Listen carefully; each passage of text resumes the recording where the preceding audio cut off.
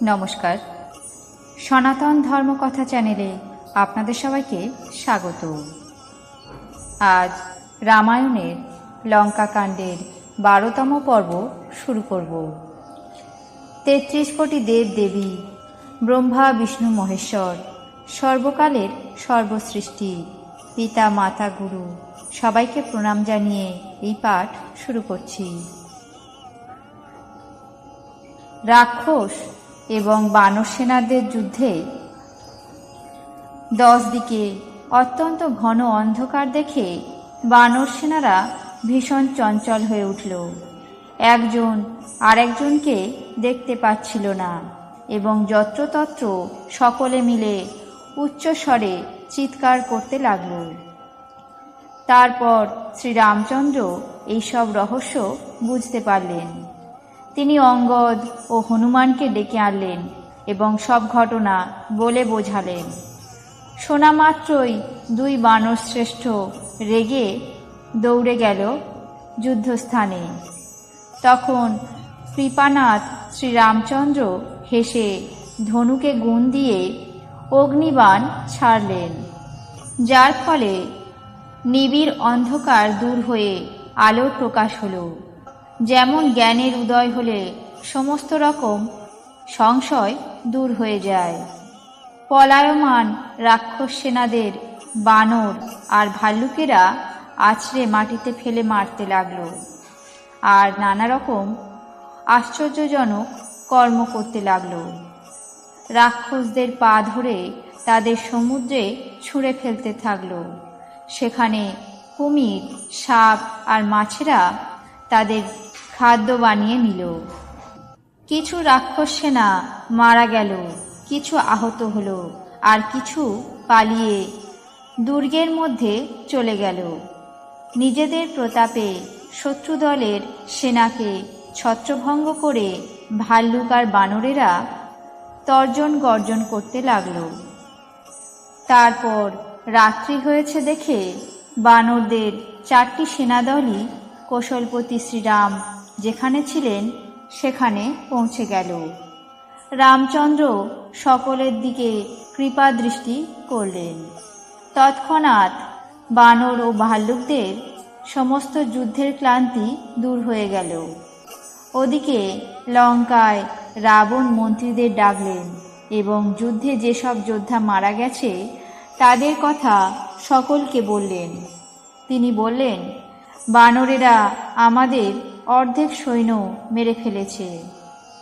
এখন শীঘ্রই কিছু উপায় বের করতে হবে। মাল্যবন্ত নামে এক বৃদ্ধ রাক্ষস ছিল। সে রাবণের মায়ের পিতা এবং একজন বিচক্ষণ মন্ত্রী। সে অত্যন্ত পবিত্র নীতিবচন বলল, হে বৎস, আমার কিছু উপদেশ শোনো।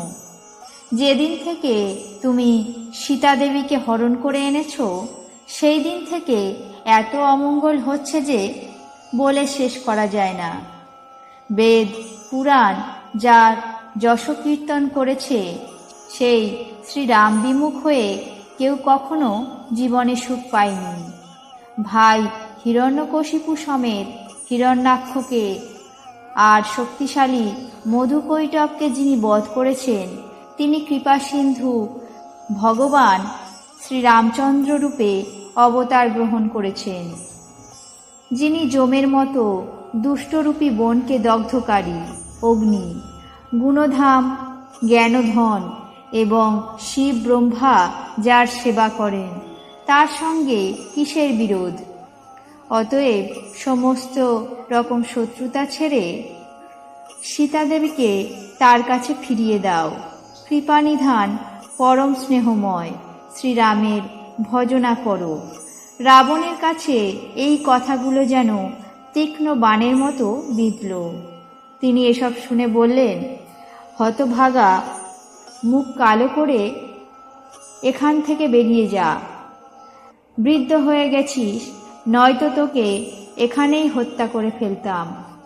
আমাকে আর তোর মুখ কখনোই দেখাস না। রাবণের এই কটু কথা শুনে মাল্যবান মনে মনে ভাবলেন যে একে কৃপানিধান শ্রীরাম বধ করতেই চান। রাবণ নানা রকম দুর্বচন বলতে থাকলে তিনি উঠে চলে গেলেন। তখন মেঘনাদ সক্রোধে বলল, কাল সকালে আমার যুদ্ধ কৌশল সকল বানর ভাল্লুক সেনারা দেখবে। আমি এমন অনেক কিছুই করব যা কেউ কখনো কল্পনা করতে পারবে না, তা সকলে চোখের সামনেই দেখতে পাবে। রাবণ পুত্রের এমন সদর্থক কথা শুনে তার মনে ভরসা হলো। তিনি আদর করে পুত্রকে কাছে বসালেন। মন্ত্রণা করতে করতে সেই রাত কেটে গেল। বানরেরা আবার 4টি দলে ভাগ হয়ে দুর্গের 4টি দ্বারে পৌঁছে গেল। বানরেরা ক্রুদ্ধ হয়ে দুর্গম নগর ঘিরে ফেলল। নগরে চারিদিকে হইচই পড়ে গেল।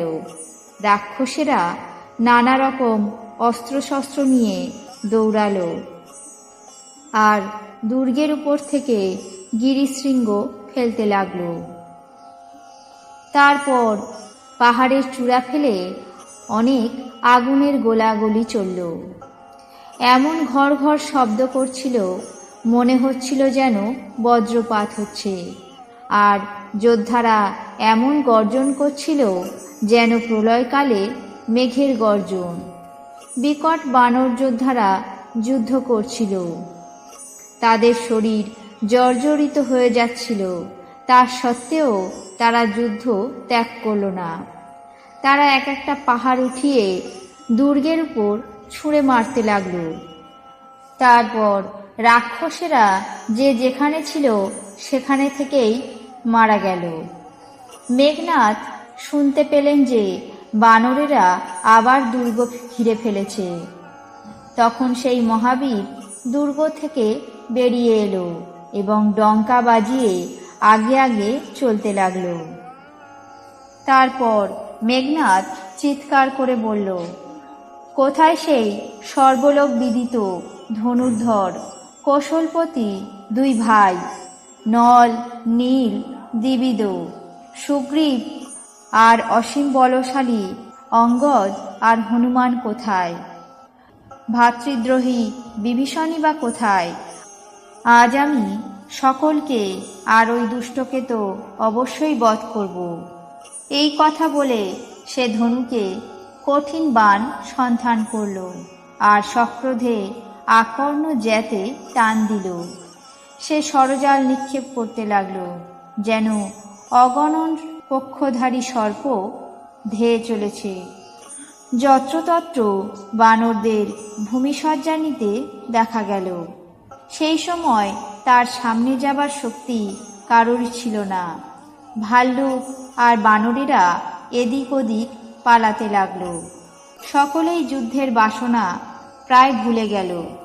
যুদ্ধক্ষেত্রে এমন একজন বানর বা ভাল্লুকও দেখা যাচ্ছিল না যার সে প্রাণমাত্র অবশিষ্ট না করে দিয়েছে, অর্থাৎ যার শুধুমাত্র প্রাণটুকুই অবশিষ্ট ছিল। বল শৌর্য সব যেন শেষ হয়ে গিয়েছিল। প্রত্যেককে 10-10টা বাণ মারল। বানর যোদ্ধারা সব মাটিতে লুটিয়ে ছটপট করতে লাগল। বলবান আর দুর্বার মেঘনাদ সিংহনাদ করে গর্জন করতে লাগল। নিজের সৈন্যদের বেহাল অবস্থা দেখে ক্রুদ্ধ হয়ে পবনসুত হনুমান এমনভাবে ছুটল যেন মহাকাল স্বয়ং ছুটে আসছে। অবিলম্বে একটা বিশাল পাহাড় উপড়িয়ে নিয়ে অত্যন্ত কুপিত হয়ে মেঘনাদকে আঘাত করল। পাহাড়কে নিজের সামনে আসতে দেখে মেঘনাদ আকাশে শূন্যে উঠে গেল। তার রথ, সারথি, ঘোড়া সব চূর্ণ বিচূর্ণ হয়ে গেল।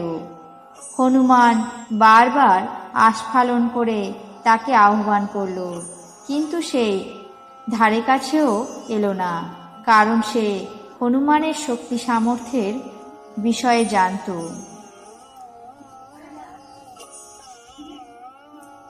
আজ রামায়ণের লঙ্কাকাণ্ডের 12তম পর্ব এখানেই শেষ করছি। বাকি অংশ আগামী পর্বে পাঠ করে শোনাব। আপনাদের কেমন লাগছে তা অবশ্যই কমেন্ট বক্সে জানাবেন। চ্যানেলটিকে সাবস্ক্রাইব করবেন, লাইক করবেন, শেয়ার করবেন। ধন্যবাদ।